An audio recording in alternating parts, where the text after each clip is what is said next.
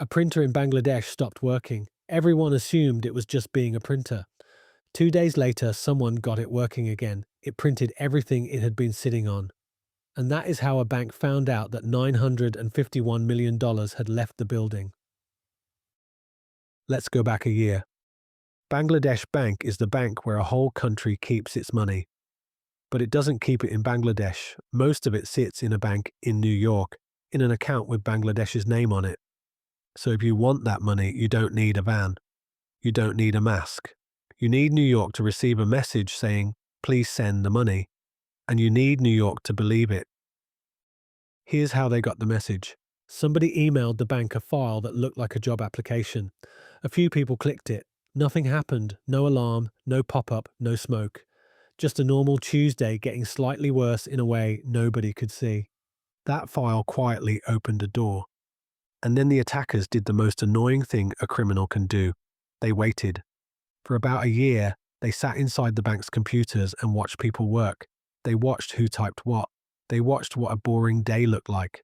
They learned exactly how the bank asks New York for money, which turns out to be about as complicated as sending a text.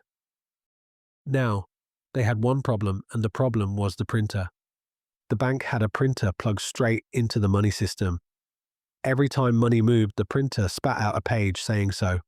In an office, where people read it, so you can steal all the money you want. There's just a machine in the corner announcing it in real time. They could have smashed it, they could have unplugged it. Instead, they wrote a small program with exactly one job: make the printer look broken.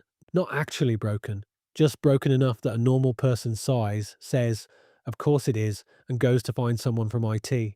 That's it. That was the plan. Beat the printer's feelings. Then they picked the day, and this is the part that's actually clever. In Bangladesh, the weekend starts on Thursday night, so they started on Thursday night. The bank would be empty until Sunday, but when it's Thursday night in Bangladesh, it's Friday morning in New York. Everybody's at work, coffee's fresh, ready to help. And the Monday after that was a holiday in the Philippines, where the money was going. So the banks there would be closed too. They didn't break in anywhere. They just used the fact that the world does not all go to sleep at the same time. Friday morning, New York starts getting messages from Bangladesh. 35 of them. Send this money here. Send this money there. Nearly $1 billion in total. New York starts sending it. And then the whole thing is saved by a boat. New York's computers pull 30 of those transfers aside for a human to check, because one word written on the paperwork happened to also be the name of a ship. An Iranian ship that was on a list of ships you're not supposed to do business with.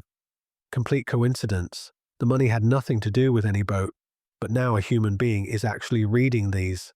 And the human being has questions like, why is this so much money? And why is it in so many pieces? And why is most of it going to random companies instead of to banks? One boat's name saved $870 million. That left 5 transfers. 4 went through. The 5th was $20 million heading to Sri Lanka, and it died because somebody spelled a word wrong. One missing letter in the name of the place receiving it. Somebody at a bank in Germany looked at it, went, and sent it back. $20 million stopped by a typo. Meanwhile, in Bangladesh, it is still the weekend. Nobody knows anything. On Sunday, the bank director walks in, checks the printer, and finds nothing. Because the printer is broken, he assumes it's a glitch. Everyone always assumes it's a glitch. Then the messages start arriving from New York asking why Bangladesh has requested basically all of its money.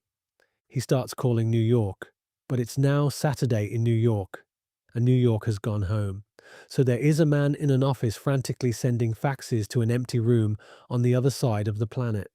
By then, $81 million was already gone. It landed in 4 accounts at a bank in Manila on a holiday when nobody was there to stop it.